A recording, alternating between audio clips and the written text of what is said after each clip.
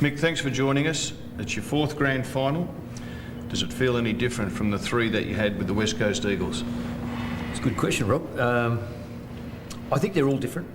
First one, we had a wonderful season up until the State of Origin, and then I thought the boys had played their grand final in that State of Origin match. We had 14 players playing that game, and we fell away and we dribbled into the grand final. We were really under the pump out at Waverley.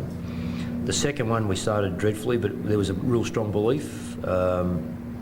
Missed what I feel today. We really missed in Perth because the public and I suppose the expectations and the media coverage and everything else about Melbourne is so fantastic. And of course you only got that the last day when you arrived, but it was still a wonderful occasion to win a first at a football club.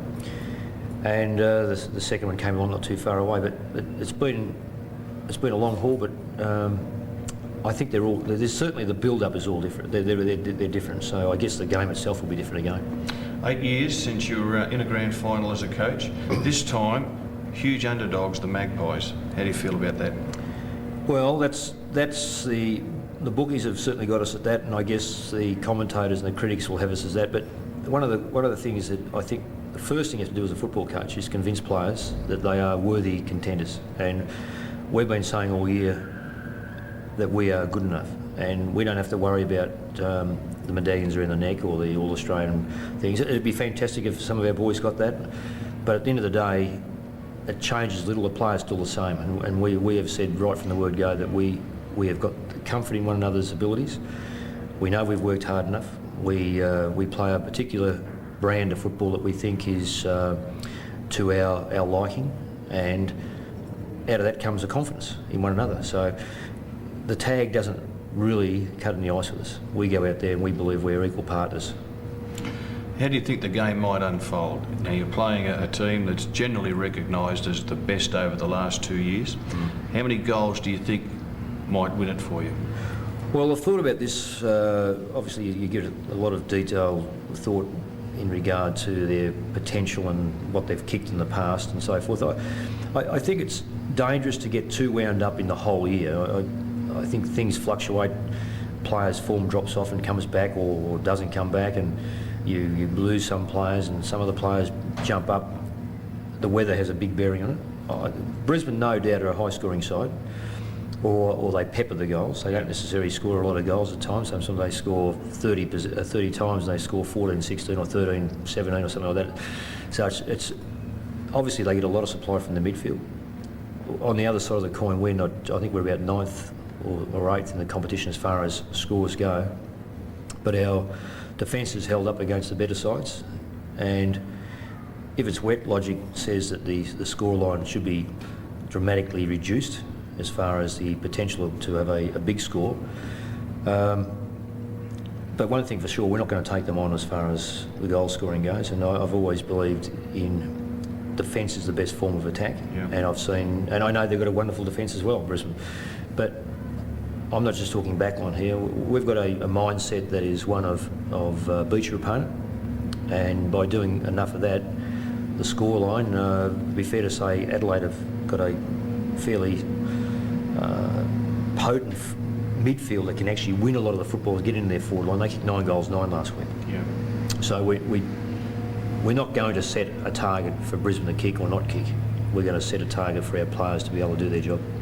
Jason Cloak won't play. He's got the 2-week suspension. He's been your number one marking player across half-back and spoiling player.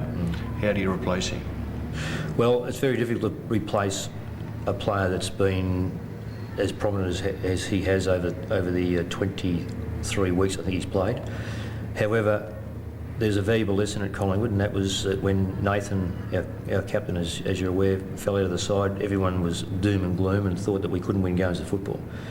And again, that's the emphasis there is on the job at hand, not who's in the side or who's out of the side. And our players have adapted that comprehensively. Anthony's led the side to, I think, 5 times and won 5 times from that. So the player we bring in, and we bring in Jared Malloy, who is no mug.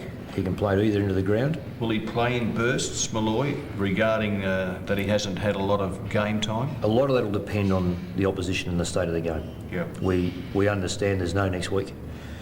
certainly won't be holding back for next week. I think it'd be fair to say that when Nathan came back last week, we had him off the ground at one stage and we put him in a forward line and a back line on occasions just to make sure he got through the game. But with Jared, if the opportunity arises that we think we need him out there and he's capable of being out there, we'll leave him out there. If it means that if it necessitates us rotating the side, we'll rotate the side. I think it's best that you, obviously, with Brisbane, the way they can rotate players is you have players up your sleeve for run when it's needed.